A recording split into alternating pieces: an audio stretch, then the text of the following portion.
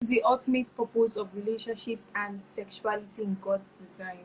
Okay, so sex, as I said earlier, sex is a beautiful thing. First, God does not want us to have sex before marriage because sex is a seal. As I said, my background was in law. When you see a document, that document must be sealed, and it shows authenticity. It shows, commitment that the person has paid. You can't get an agreement, landed agreement, if you've not paid.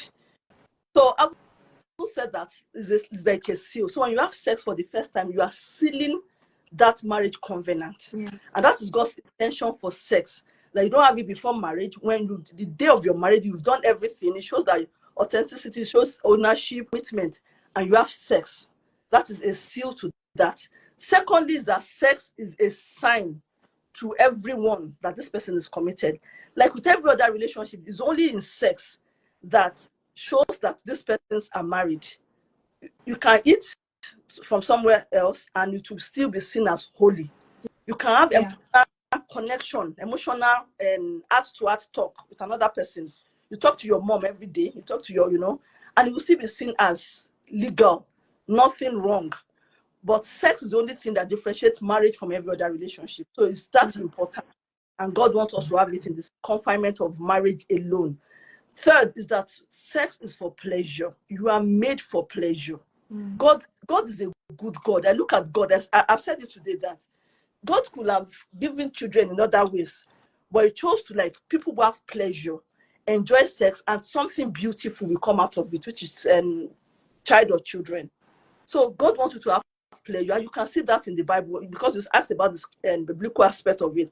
The biblical aspect for pleasure, you can see that from Proverbs 5, verse 18 to 19. It says, be ravaged with her love. Let her breast satisfy you every time.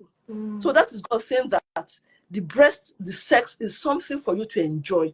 Mutual pleasure. The First Corinthians 2:7 talked about sex, as something that you must not deprive yourself of.